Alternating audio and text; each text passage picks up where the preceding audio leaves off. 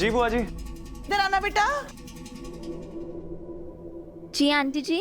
हाँ बुआ जी। कीर्ति बेटा, राघव के साथ मंदिर जा। ये फूलों की थाल मान जी को दे देना और उनसे कहना कि माता रानी के चरणों में ये चढ़ा दे। और शादी की रस्में शुरू होने से पहले तुम दोनों के खुशहाल जीवन के लिए तुम्हें आशीर्वाद दे। ठीक है। पर बुआ जी मेरी तो मीटिंग थी, मैंने कैंसिल करवा दी। इस समय शादी की रस्मों से ज्यादा और कुछ भी जरूरी नहीं है। मैं इसमें कोई गलती, कोई विघ्न नहीं चाहती। जाओ बेटा। चले। जय माता दी। जय माता दी।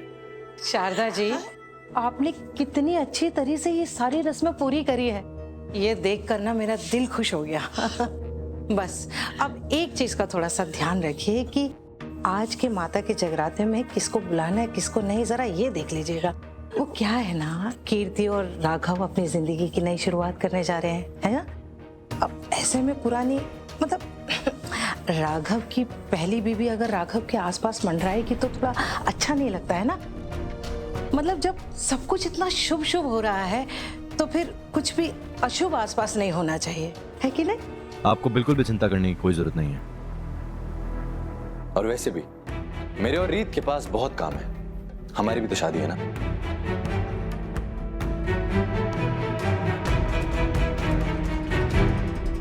आइए, आपको एक अच्छी सी चाय पिलवाती हूँ। अब जब पुराने रिश्तों को दूर करने का काम चल ही रहा है तो क्यों ना मैं तुम्हें मुझसे और प्रतीक से दूर कर ही दूं। मम्मी जी क्या कहती हैं आप? कौशल्य जी ने कहा ना कि शुभ कार्य में कोई भी और कुछ भी अशुभ आसपास नहीं होना चाहिए। मम्मी जी आप ना एकदम सही बात करती हैं। सुना तुमने? तुम्हें माता की चौकी के लिए कोई न्योता नहीं है। तुमने हर बार सिर्फ मुझे और प्रतीक को दूर करने की कोशिश की है, हमारी शादी तोड़ने की कोशिश की है।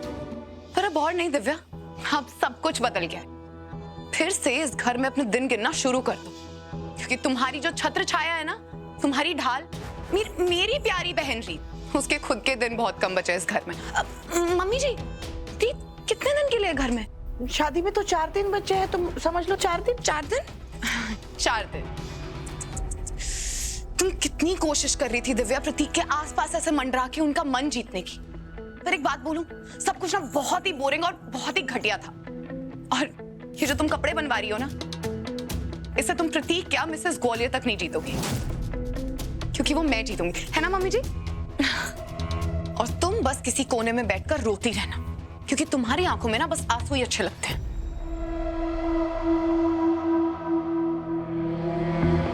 मम्मी जी मैं चाय बना कर लेकर आती हूँ।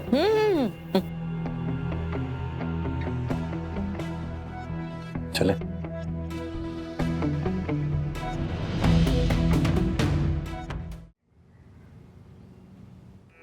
पंडित जी नमस्ते। आयुष्मान भव। पंडित जी आज से ना हमारी शादी की रस्में शुरू होने वाली हैं, तो आज शाम को ना माता की चौकी है, तो उसके लिए हम माता रानी के लिए ये पूजा की थाली लेके आए हैं।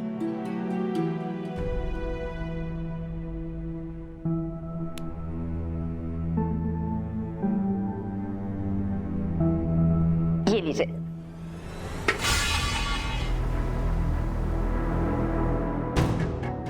अनर्थ, घोर अनर्थ। अभी तो विवाह की रस्में भी शुरू नहीं हुई हैं। प्रथम पूजा के पहले थाल का इस प्रकार गिरना घोर अपशगुन है। मैं अभी उठा देती हूँ, अभी सब ठीक कर देते हैं ना पंडित जी। अब इसको उठाने से क्या फायदा? जो अपशगुन हो गया है उसे लौटाया नहीं जा सकता। आपको मालूम है, गर्भगृह के सामने इस तरह से थाली का गिरना, इसका मतलब आप जानते हैं? माता रानी का संकेत है कि इस शादी की तारीख को अभी आगे बढ़ा दिया जाए।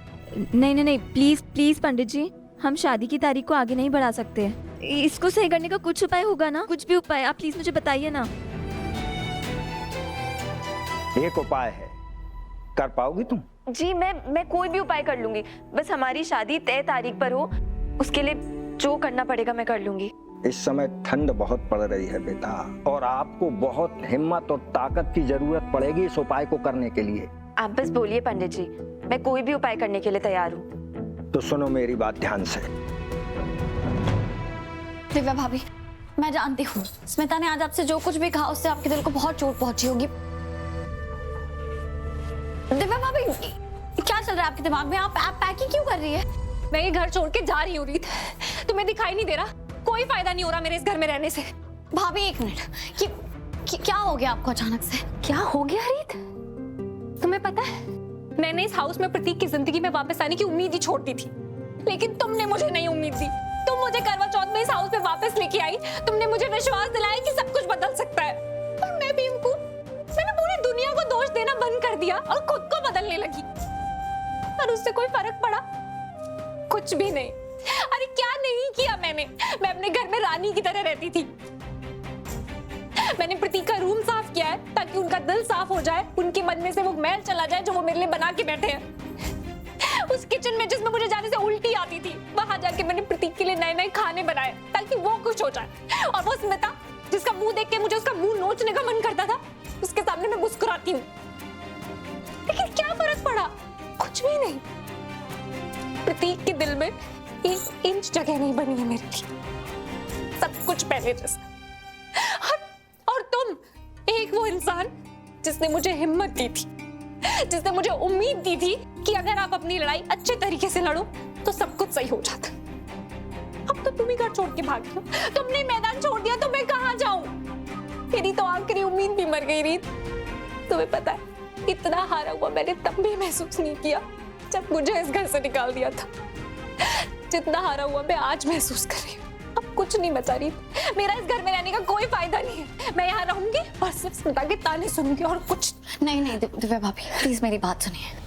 पहले तो मुझे आप पे बहुत गर्व है कि आपने अपनी लड़ाई में इतना सब्र दिखाया और आपने खुद को इतना बदल लिया है। अब मैं आपको देखती हूँ तो मुझे पुरानी वाली दिव्या भाभी की झलक भी नहीं दिखती, और ये तो कितनी बड़ी बात है ना।